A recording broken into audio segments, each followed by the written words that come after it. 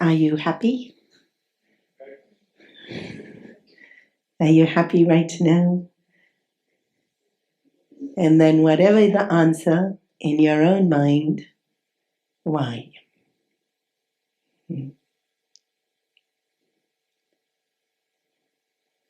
If we answer why, it's usually based on some kind of event. Even if we answer no and we answer why, it's based on some kind of event. Which is why many speakers will say happiness is subjective or personal. Happiness is sun shining on our face, or it's the cup of coffee, or it's being able to finish the workout, or it's meeting loved ones, or it's, and then the list is so long. So different things for different people. And if you have a specific thing and you get it, happy.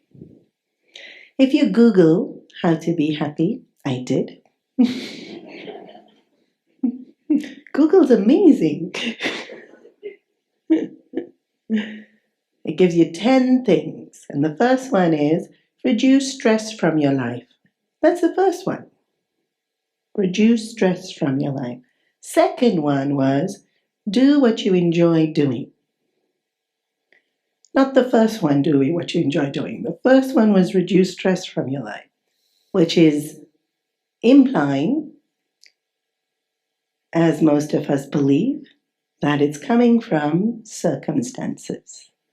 It's coming from events. It's coming from objects. But scriptures tell us it's nature. And we're just always going to be our nature. And we can't be anything but our nature.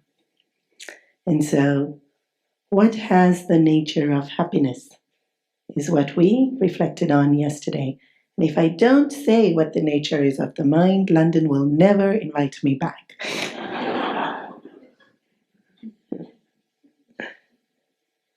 So nature of the body we see in Prakarana Grantha's definition, Asti Jayate Vipradina. It's born, it grows, it decays, ages, it disease and death.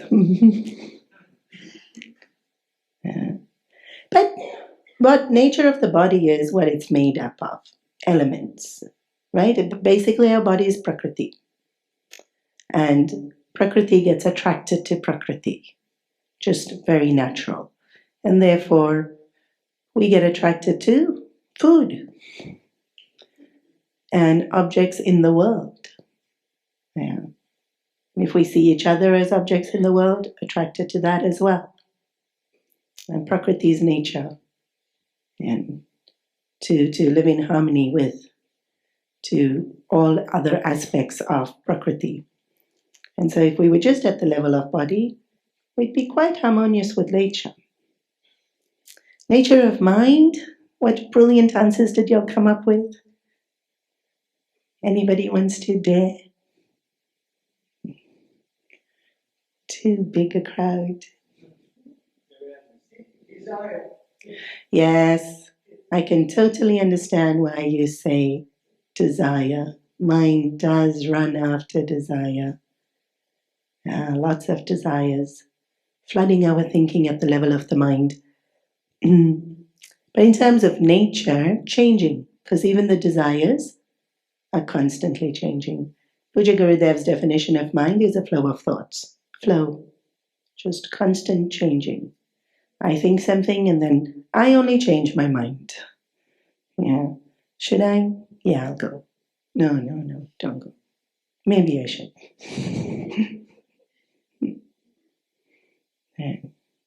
I like this person. They're so sweet. I was wrong. Constantly changing. Nature of the mind. Nature of the intellect, di. Buddhi is the word in Sanskrit. Means intelligence. Yeah. Our intellect is of the nature of all of us have intelligence.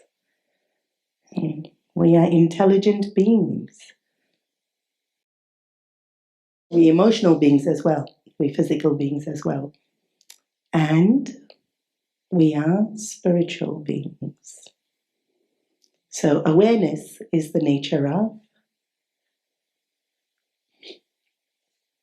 The word we use in scriptures is Atma. Doesn't really have a translation in English. Soul doesn't translate. When you translate Atma, it's not so. When you use the word soul, it has many different other connotations. Atma is that aspect of ourselves which never got tainted by the happenings of mind, intellect, body. Just remains always pure, always connected to the divine. Nature of Atma, somebody mentioned awareness. And also, the awareness bit is Chit, Sat, truth, which doesn't change by definition, and Ananda, bliss, joy, happiness. And so it's always happy because we can't be other than what our nature is. And so this idea of expanding who we are, think bigger. Very often things happen in our life and we go smaller. I'd seen this wonderful documentary on time-lapse photography showing the beauty of the world. The sunset in time-lapse, so beautiful, clouds moving, flowers blossoming, egg hatching is incredible to watch on time-lapse. And so they were talking about technology and how we can capture something so big, right? Like big in terms of time, like that the bud becoming the flower to its fullness of blossom and then even decaying after that. And then in that same, because they're talking about capturing and technology used to see and perceive nature, you can go smaller. And this was really interesting to me, and I've quoted it a few times in different talks. So you can see bugs, and you can see them in detail because you can zoom into it with using technology. And then there are bugs that live on bugs. So you zoom into it and you see those bugs. And then you zoom in further and there's even smaller beings living on that bug that lived on the bug.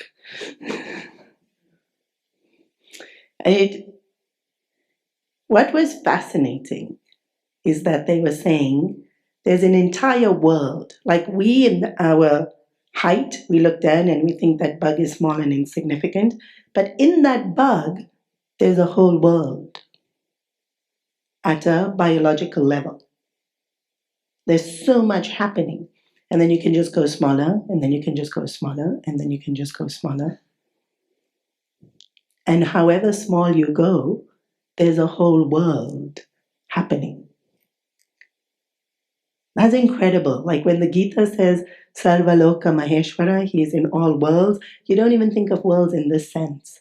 We think my world, your world, or we think a different planet. But like in a bug, a whole ecosystem in one bug. And then we've all seen these documentaries where you can go bigger from your city to your country to planet Earth, and then from planet Earth into the solar system, and then into the Milky Way, and then into the universe, and universes upon universes upon universes. There's that documentary on the Hubble satellite, which shows just how incredibly vast the universe is. And we haven't even seen all of it yet. In terms of physical space and time, we can go so big, and we can be so insignificant. And we can go so small, and so small, and have so many details. And we can do exactly the same in our thinking. one conversation with someone. Maybe they were a bit moody, said something, and we can go so small, so small, so small. We can go big. How many conversations have I had with how many different people? And I'm going to focus on just this one. Even in one day, am I going to hold on to just this one and keep going into it and into it and into it? It's really our choice which way we go, right? In technology, it's our choice which way we go. In our thinking, it's which way we go. In the way we live our lives, it's really our choice. Sometimes you want to go into the details. And sometimes if you don't read the details, you don't realize they advertise the talk as 1.5 hours and you didn't want to talk that long. Sometimes we should focus. But we don't always need to.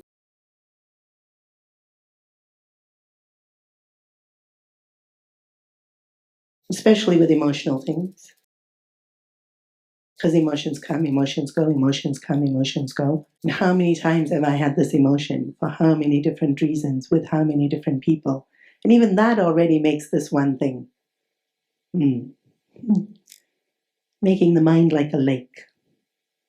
And so in yesterday's verse of the Gita, we saw, take the mind to the highest. You are infinite truth. But staying at infinite truth is a little bit, well, it's totally possible, but maybe a big step to take. And so Krishna in his compassion is always telling us, if you can't do that, here's what you can do. And this chapter, in chapter 12, he's given 4 very distinct steps. And so we're continuing with verse number 9. Chittam samadhatum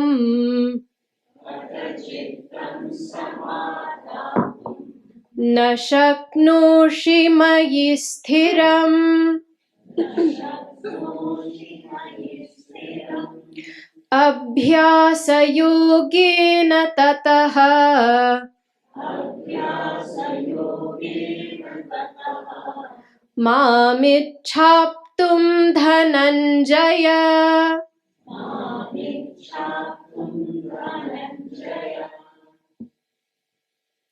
How do you get good at just about everything you do? We're going to focus on this third quarter of this verse, Abhyasa Yogena. It comes twice. It's come in chapter 6 as well. Abhyasa literally translates to practice. Anything you want to get good at. Musical instrument, practice. Tying sari, practice. Building up the ability to run a marathon, practice. Dealing with a client, practice. Controlling anger, yeah, of course we can. Of course we can practice. Yeah. Thinking of ourselves as divine, practice. We're not able to do it right away, only because we haven't practiced. The more we practice something, it becomes easy. You see little kids and they watch ballet performances or those ice skating people in the Olympics. And little kids are awesome because they believe they can do it. And so they mimicking what they sing on the TV and they look nothing like that. But in their innocent, pure minds, they think they got it. Because of course you look like that. You know, they look like that. Why can't I look like that? And we know the difference. They look like that because they have practiced hours and hours, day after day. Even something simple now as driving car, most of you would. You know, the first day you get behind the wheel, all 10 fingers clutched around the steering wheel. And then about 2-3 months after the driving test,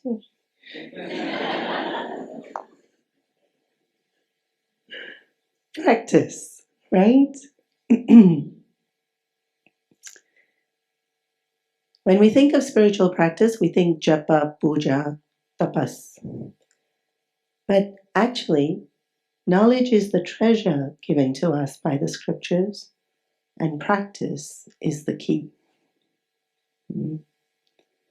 So, practice on, fix your mind on me. Fix your intellect on me. So mind, all the emotions and all the desires that we're feeling. And yesterday I mentioned our desire for power, wanting to be right when somebody else is having a different opinion of us, power. And we explored that. And we saw how we can practice it by thinking in a certain way. And that's exactly it, abhyasa. Every single time we want to be more powerful, we go back to understanding all those same logic, and to understand that it's our nature, right? If when it's our nature, I don't have to fight someone for it. And true power is lifting others, not oppressing others. And so you keep doing this with every emotion. You keep doing this with every desire. Gita itself teaches us how to deal with fear. Chapter 2 starts, bang, with, don't be afraid of death. And if you're not afraid of death, pretty much everything else gets pretty sorted. Yeah. Fear is threat. Something is threatening me. Abhyasa yoga. When I am overwhelmed. And what is stress? You know, that how to be happy on Google, the first one is reduce stress. Stress is fear. And so, if I'm divine, if I'm Brahman, if I'm making my mind a lake, if I'm seeing myself as a infinite entity, divine entity, what would threaten? What's the threat? Physically, maybe there's some kind of threat, and then that's to body. And then, yes, of course, we feel with the body, and it's a little bit scary when we get sick or when, we have to go for these tests and we have to wait for the results. And that's when we have to do abhyasa yoga. Right? That I live beyond. That who I am cannot be limited by the illnesses of the body or the limitations of the body, the pain of the body. Body might be limited. I am not. And then you might still feel fear. Why? Haven't practiced enough. Right? If you go for 2 piano classes, you can't expect to play so easily. So if I just read chapter 2 once and I said to myself, I'm not the body, and then no more fear, it doesn't work that way. We have to think it again and again and again and again. It's not just saying I'm not the body. It's looking within me to find aspects that are not the body. Even mind is not body. Even just going there is proof I'm not body. And feeling that. Yeah. That there's people who forget they're hungry because they're so engrossed. Yeah. Or there's people that feel pain when nothing's actually happened because they saw a movie. And that person was sick and they're thinking about that illness. Or, you read about some illness and you think, I think I've got that. Mind overriding body all the time. Yeah. And so if I keep referring back to the examples, already I'm mind more than body. I didn't even get to Brahman yet. Yeah.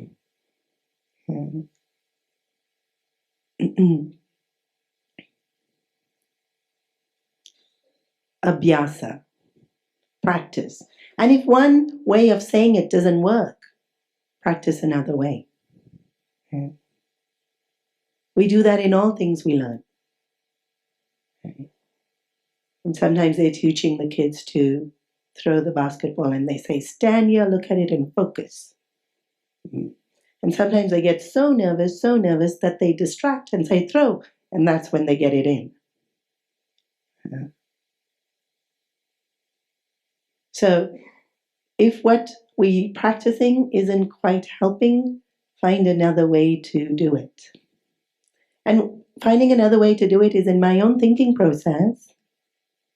And you would have already experienced this. Sometimes you've heard something, but then you hear another person describe it in a slightly different way, and you think, oh yeah, but then you've already actually heard it. So just the presentation sometimes, we have to adjust and then practice that. Abhyasa yoga.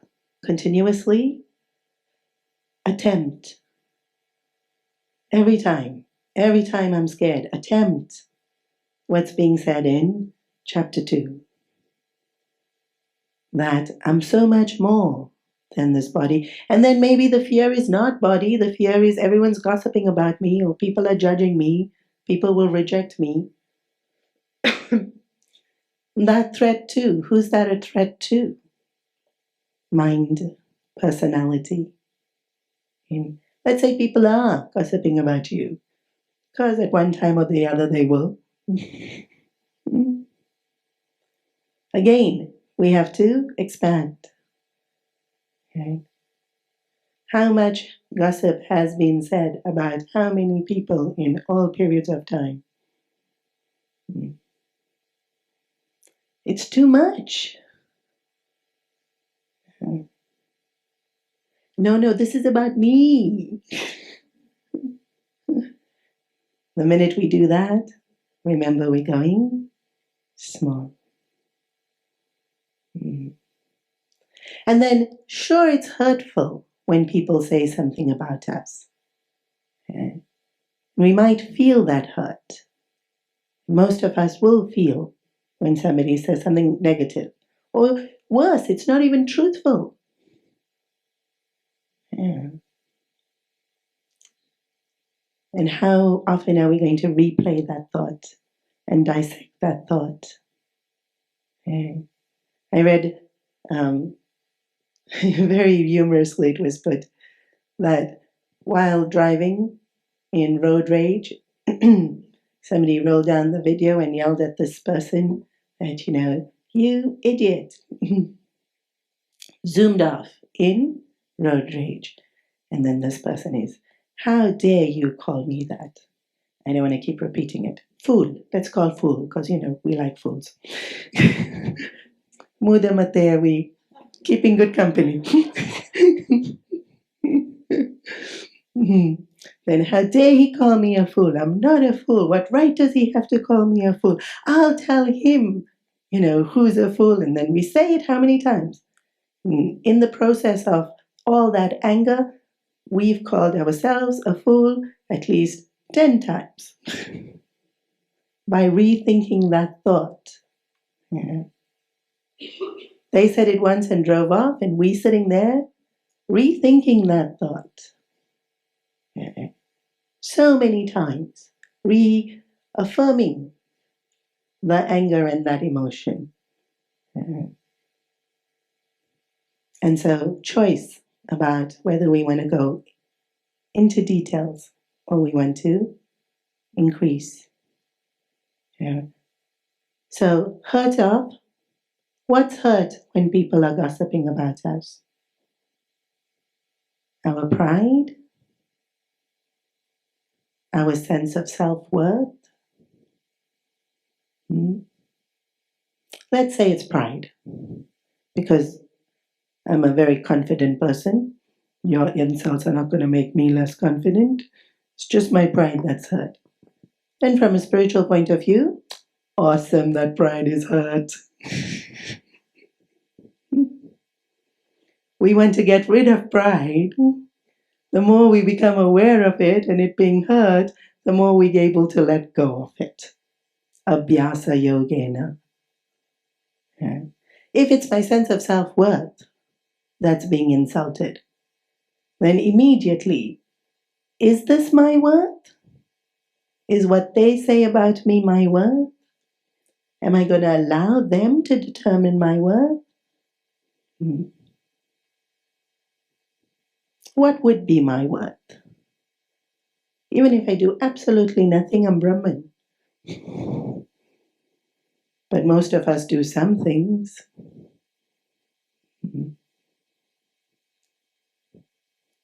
Abhyasa yogena is to think about it, zooming out, to go from body to mind, from mind to intellect, from intellect to Atma.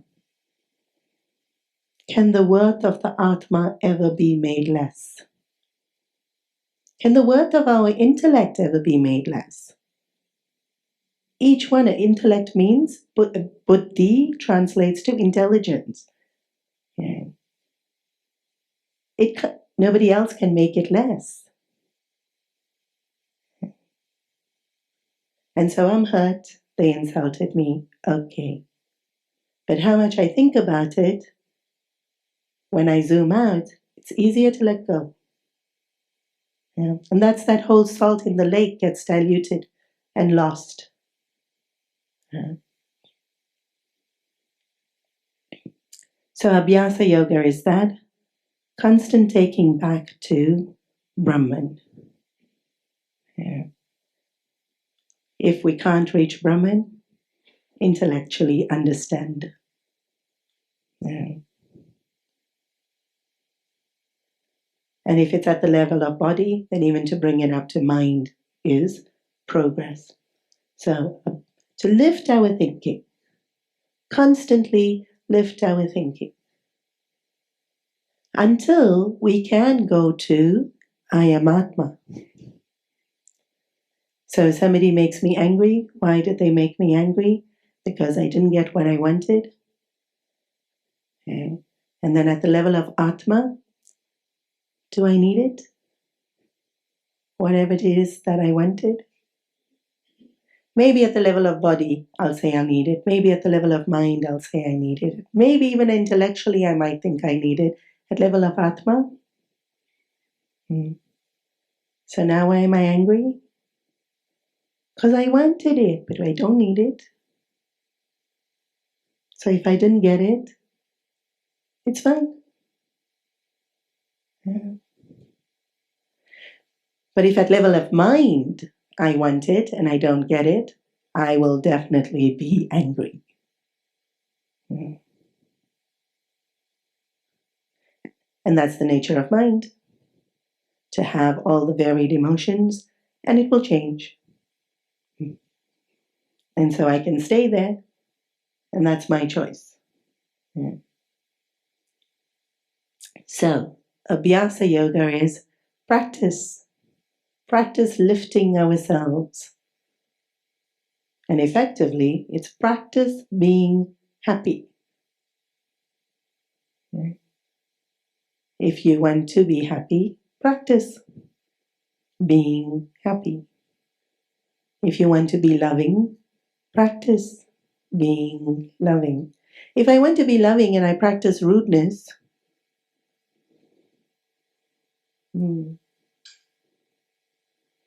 if I want to be patient and I practice being in a hurry,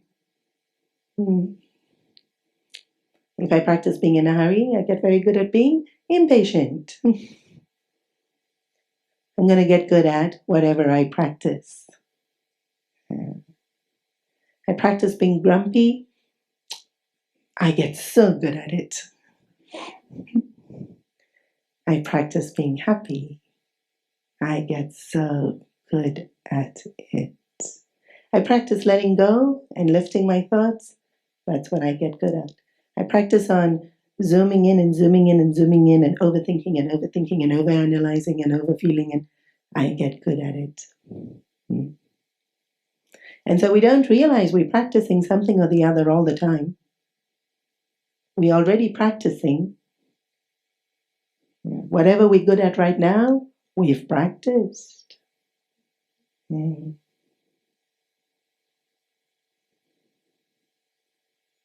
The teenagers have practiced rolling their eyes. Look how good at it they are. Some of us didn't stop at teenage. Abhyasa yogena is this, if nothing else you learn from the Gita, learn to practice just even one thing. Yeah. Gurudev would say that all the time. Some people will say even this is too hard, practicing being Brahman, practicing being loving, practicing being happy. It's too much work. Why can't I just be me? Why can't everyone else change? So Krishna says, Abhyasepyasamarthosi Matkarma paramo bhava Madarthamapi karmani Kurvan siddhimavapsyasi.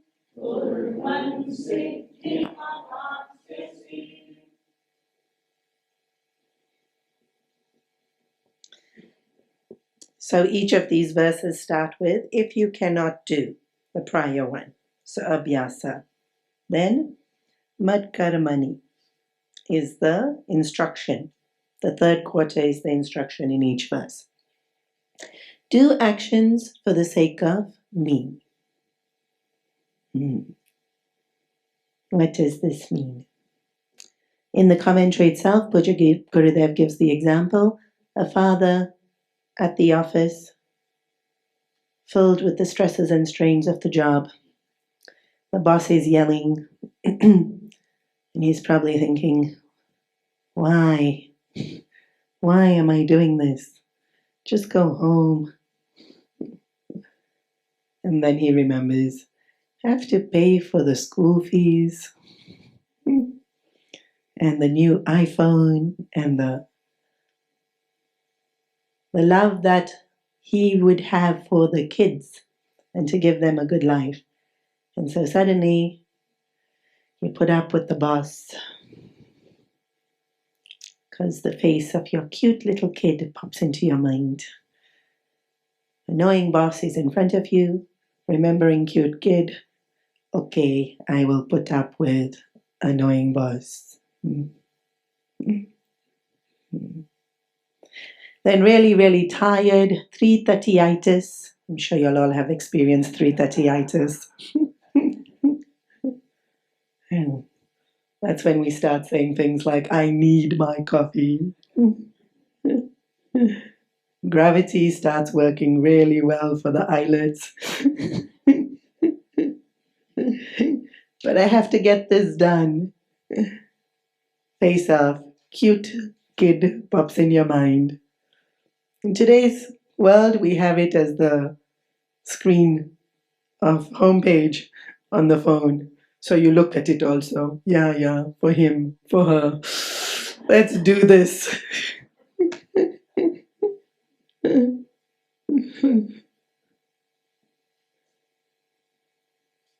Why does that father put up with all the stresses and strains? Because they want to give a better life to their kids. It's the background thought.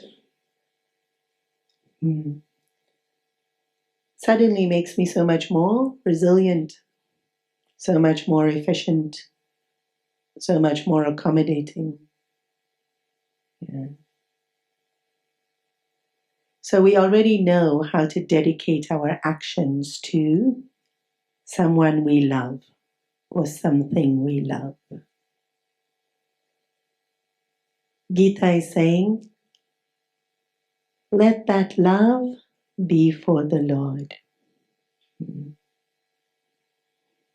And dedicate all the actions to the Lord. No, easy to dedicate it to kids. not so easy to dedicate it to the Lord. Why? We love our kids. God, we don't know. Yeah. So get to know. Not knowing is no excuse. Ignorance of the law is no excuse, even in country laws. Yeah. Get to know. How? It's within us. It's all those things we find beautiful in the world. It's all those things we find beautiful in each other. We can get to know it. And then we'll be able to dedicate actions to it. Okay. Working for anything higher, not me and mine. Okay. So all through the day, working towards. Now that also might seem too hard. Dedicating actions to this Lord who may or may not be there, who may or may not be loving. Okay. Dedicated to my own moksha. There's an interesting phrase. To be truly selfish, you have to be completely selfless. Have you heard this? No? Yes? Some of you have heard it. To be truly selfish, you have to be completely selfless. And when you are completely selfless, you are absolutely selfish. But it depends what self is. Who's the self when we say that sentence? But even from an everyday point of view, whatever we do, usually it's for me. I give someone else a hug. For them, yeah, I wanted to make them feel better. I wanted to make them feel better. I do it for me. We give in charity. Why? Makes me feel like I'm a good person. There's always a benefit for me in absolutely everything I do. And so I'm body and I'm mind and I'm intellect, but I'm also Atma. And the more I think of myself as body, the more for sure I'm going to die one day. The more I think of myself as mind, I'm just constantly changing. Intellect's not so bad. It's intelligence, it's a good place to be, but it has its limitations. When I think of myself as Atma, I'm unconditionally loving. I'm blissful. I'm infinite. Which one do I want to be? Yeah. So, moksha is me experiencing I am Atma, not body, mind, intellect. So everything I do, let it be dedicated to me experiencing unconditional love, infinite happiness. So why am I putting up with this boss that's very intimidating and unreasonable and frustrating? To build up resilience, to build up tolerance, because tolerance and resilience helps me to get moksha. My kids benefit from the salary also.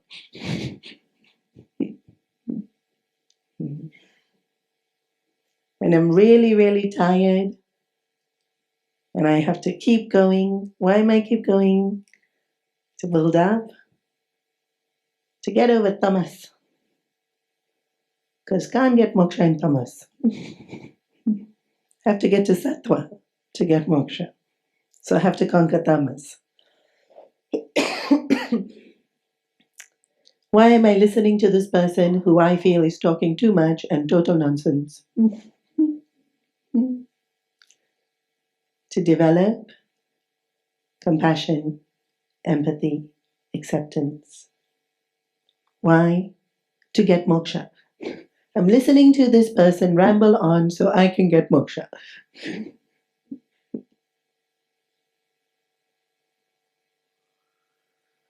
If we change what's inspiring us, then every act that we do can be dedicated to the higher.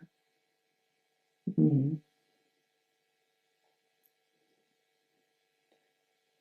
Sometimes today with the phone, and we keep taking so many photographs, sometimes I'll take a photograph with someone and they'll say, oh, delete that, delete that. I look fat in that one.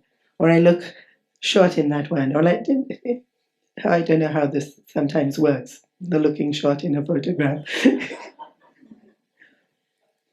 Mm.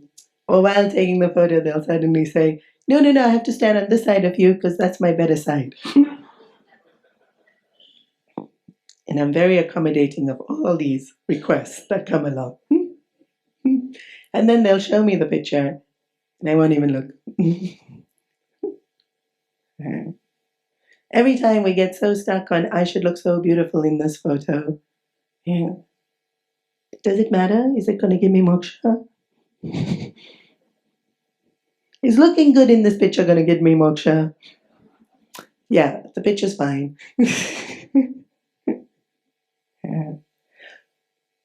Whatever it is, if we keep the goal in mind and let that goal be so high, okay, I can't dedicate it to the Lord because I don't feel enough love for the Lord. We definitely feel a lot of love for ourselves. Yeah. All these miseries and stress we have right now, moksha means they're gone. Every single desire, consider it fulfilled. Even if you don't have it, it's still fulfilled because you feel fullness in moksha. Mm-hmm. If I say you won't have any desires, you won't want to work to it. So every desire is fulfilled because you are full. So everything, yeah, everything that we do, because everything we do helps to create the qualities within us. Yeah. We did a parent question session on the weekend, and I had mentioned, do y'all remember what you learned at school? How much of what you learned in school do you remember? And how much of what you learned in school do you use? What are we really learning in school? How to make friends, how to not get bullied, how to assess people, how to manage people. We're learning that from kindergarten, right? Right there in the sandpit. Do I want to be friends with this person? Don't I want to be friends with the person? That's what we're learning. How to become friends with this person. And if I don't want to be a friend, how to stay nice enough but not become friend.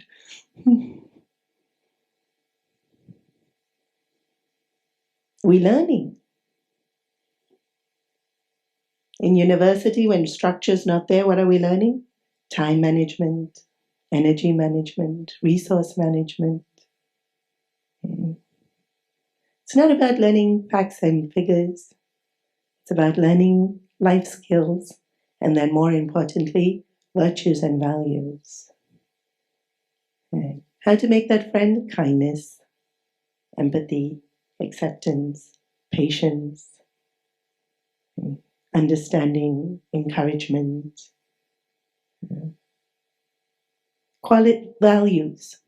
Values is what makes us. And to live these values purifies our mind. We can purify our mind by bhakti yoga and doing the chanting and the pujas for sure.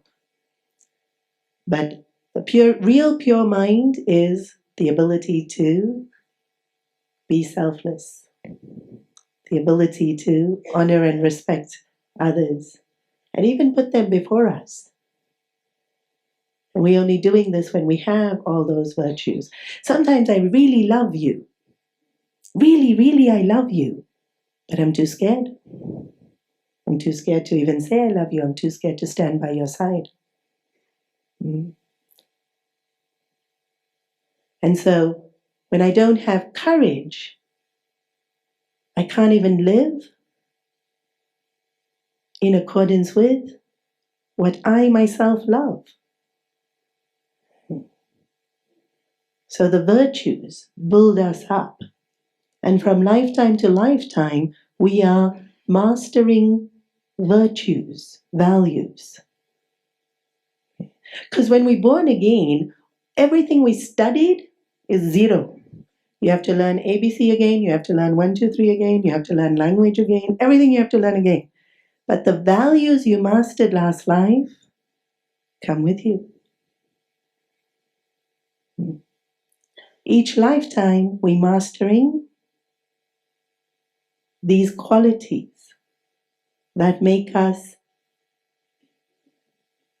applicable, adhikari, for moksha, qualified. Adhikari translates to qualified. So dedicating our life, dedicating each action to higher. If I do love the Lord, then I dedicate everything to Bhagwan, Krishna, Rama, or even just Brahman. Right? And many do. Many do.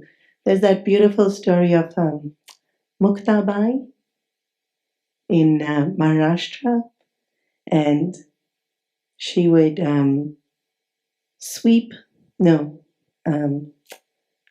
smooth the cow dung on the floor of her little hut, very humble little abode that she had. And at the end of it, this soiled cloth, she would throw saying, Krishna Arpanam. Meaning, I offer this to Krishna. Everything she did. If she ate, Krishna Arpanam. If she was breathing, Krishna Arpanam. Such a beautiful bhakta. This is Gyaneshwar's sister, for those of you who may know Gyaneshwar, but not Muktabai. And it is said that in the statue of Vittala, in the local temple, every day around evening time, this cloth with cow dung would come slamming against the statue, and it would splash all over the mandir, and the Purohit would be furious. Like, this is so inauspicious. Where's it coming from? Who's done this? And there's no one there.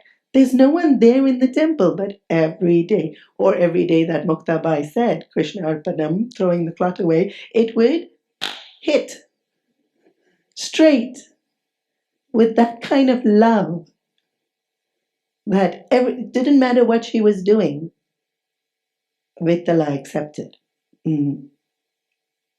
Bhagwan accepts. Yeah.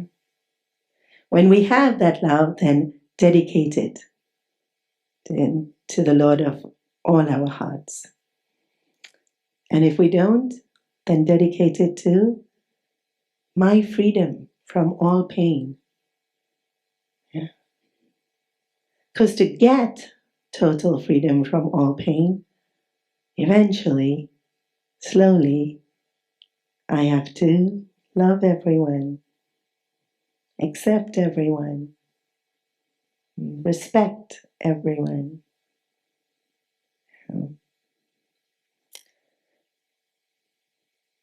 How is this going to give me happiness?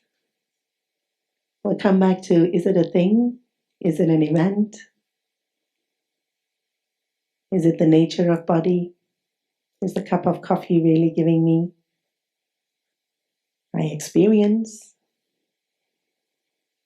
If it's something I'm experiencing in the mind, is it the nature of the mind? The mind will experience joy, but nature of the mind is change, so it will change. And we enjoy knowing, all of us, when we learn something, It's fascinating. We don't say I'm happy, but we say, that was amazing. That really hit home. And when we say it, you can see the joy in our eyes. Yeah. Knowledge is, because it's the nature of the intellect, we enjoy understanding it. But the intellect gets equally confused about different things.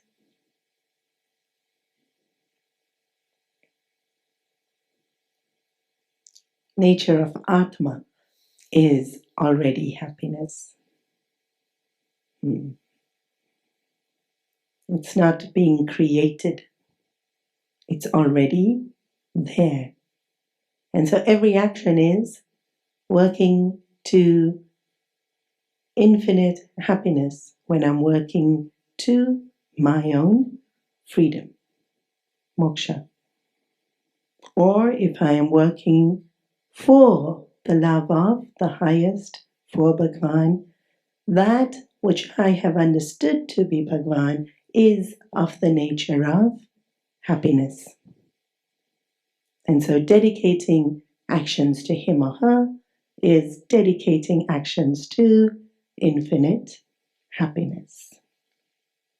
And so beautifully, he makes it attainable. But if we can't do even that, अथैतदप्यशक्तोऽसि कर्तुं मद्योगमाश्रितः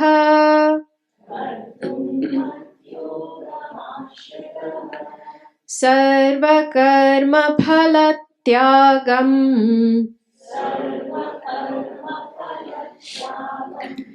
ततः कुरु यतात्मवान्.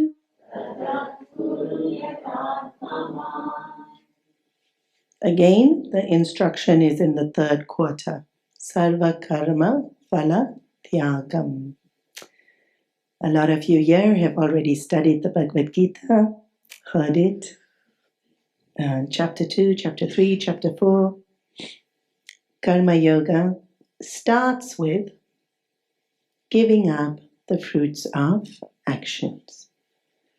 And so I'm not going to go elaborately into the essence of Karma Yoga, but there are brilliant explanations on Karma Yoga in detail by Puja Gurudev himself in the commentary written, but the videos which are there on Chinmaya Clicks and YouTube is not only extremely enlightening, it's extremely entertaining. Giving up the fruits of your actions, to summarize it, what Karma Yoga is, and it's really just a very brief summary. Do your best, and then leave the rest. Leave the rest means now no longer think about the results. Actually give up expecting any particular result. And I'm going to focus on this bit of Karma Yoga.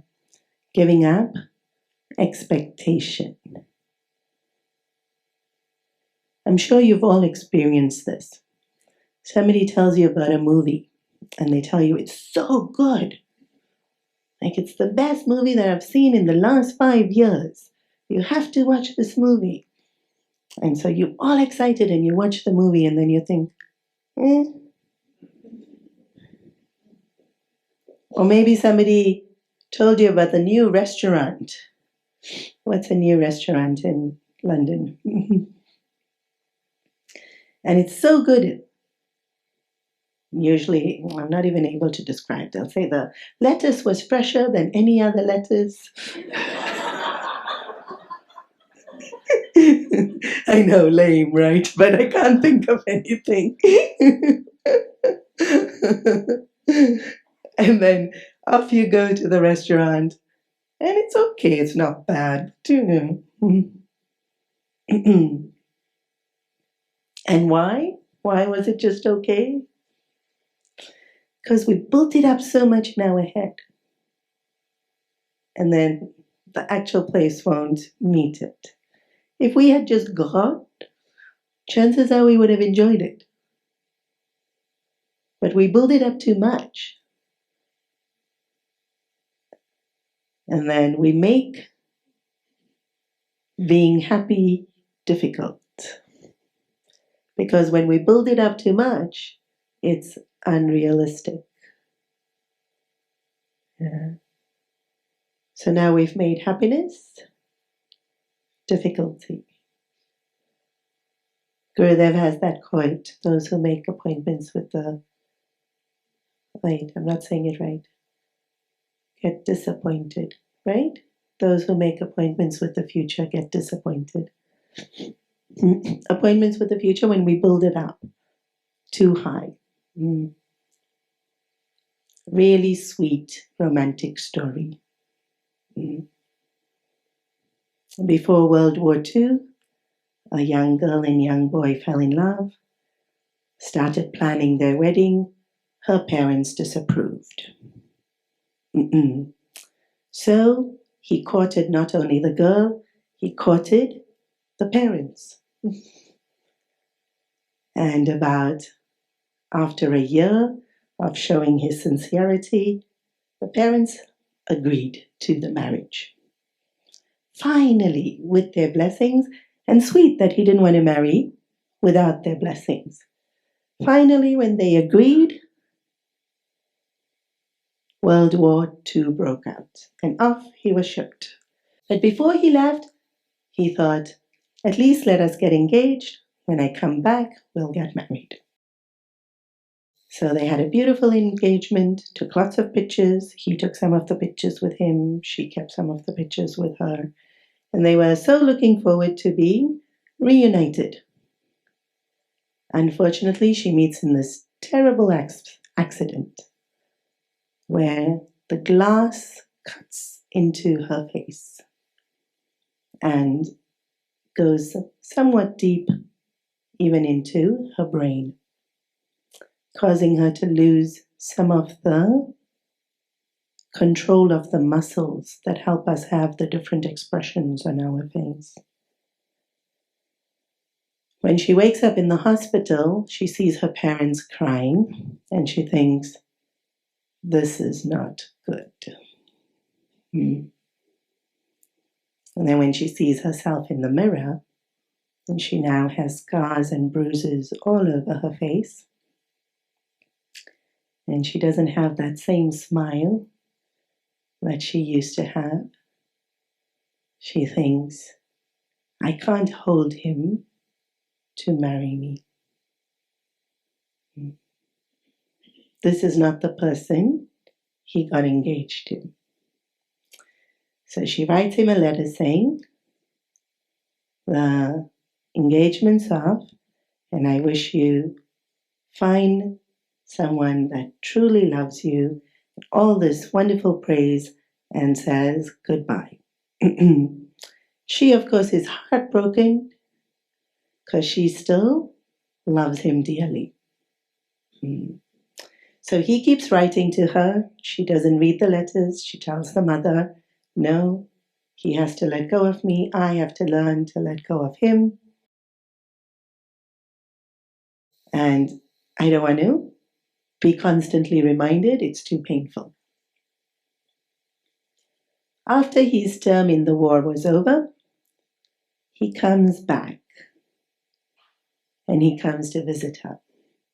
She's horrified that he's come to visit her because she doesn't want him to see this face of hers now. Yeah. And so the mother said, no, he's come to give you his wedding card. So I'm sure you want to wish him well. So just meet him, or at least open the wedding card. Yeah, so I can tell him that you've seen it. Already, without her being able to help it, she's trying to control. One tear starts falling down because, of course, she doesn't want him to marry anyone else. And now she's having to look at the wedding card. So she opens it and she sees his name and her name. And she's completely surprised. By that time, he's opened the door and he's already in the room. And she's too surprised, but she still wants to hide her face. And he explains, your mother already sent me a picture. I already know what you look like. And I still want to marry you.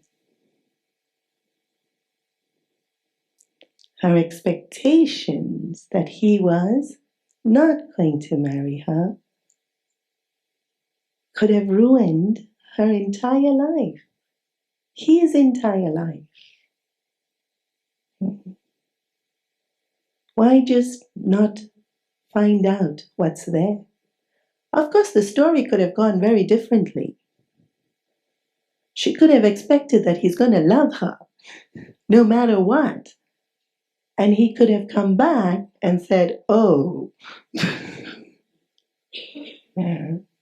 Either way, our expectations set us up. And then we assume.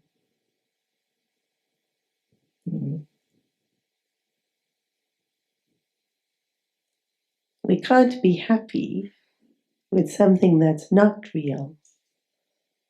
We can't. Yeah? We want our success to be real. We want our love to be real. Loyalty to be real. Commitment to be real.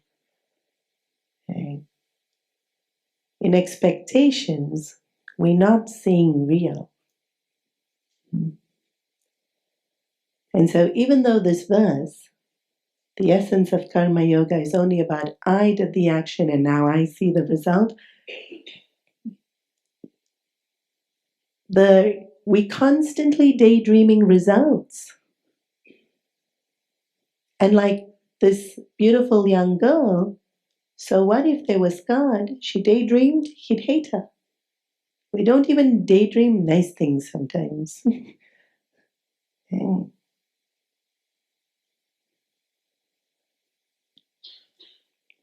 So, if nothing else, this attempt to not jump forward, to just stay here. What is happiness? Here. Sorry, bad grammar. Where is happiness? Here. When is happiness? Now. I pause here for today.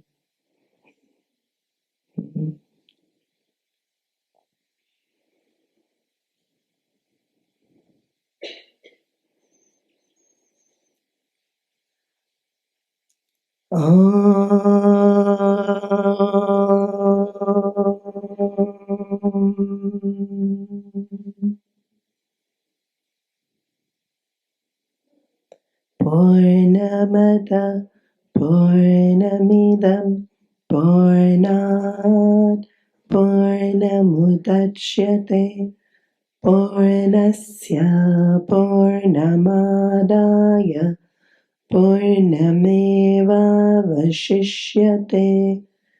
Om Shanti Shanti Shanti. Hari Om. Shri Guru Pyo Namaha. Hari Om.